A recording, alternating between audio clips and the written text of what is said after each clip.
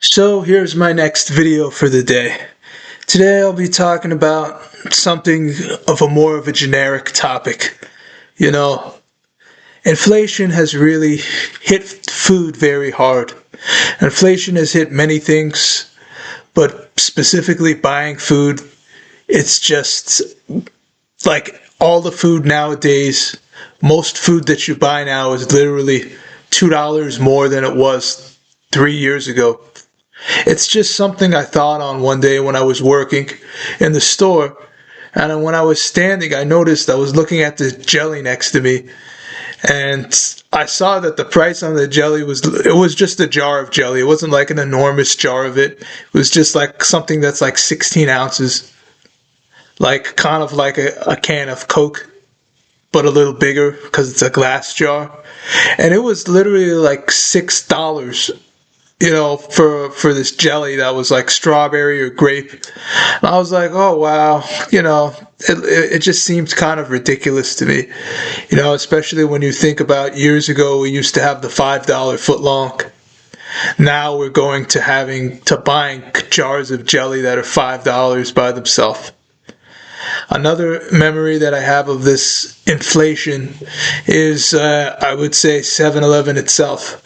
I don't go to 7-Eleven as much anymore because the inflation completely closed down many 7-Eleven stores. I used to like 7-Eleven a lot, but when you go in there now, it's like you buy a drink and a burrito and it's already $7. And that's a frozen burrito. That's not even like because they don't have those big burritos out there that you can just get from that are pre-cooked. The pre-cooked stuff is mostly small. I would usually get like the Jamaican patty if I was looking for something cheap. But even that, I mean, at least you'll get two Jamaican patties and a drink. But even that will be $7 already. Or it'll basically be like $6, $7 almost. So it's like every time you gotta get breakfast and lunch nowadays, you're literally throwing $7 away unless you cook at home. It's a little silly when you think about it. What other things have been affected much by inflation? Oh well, there's a sushi store that I used to go to a lot, but I mean the prices kind of bumped up a little bit, so prices aren't so bad because sushi, seafood, seafood is, you have to pay for seafood. Seafood is not cheap, but it's not like really expensive. But basically the seafood went up by like $1 or $2.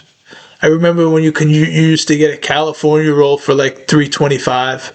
Now it's like $4.50. It's kind of silly. Like we're hoping that the economy kind of fixes itself now. But, only certain things that you can find that are certain items that you can find that are still cheap. Like I got these rice cakes called Galil, and it's a Jewish company. They make rice cakes and it's like 125. Rice cakes is nothing special, but if you eat a lot of rice, it fills you up.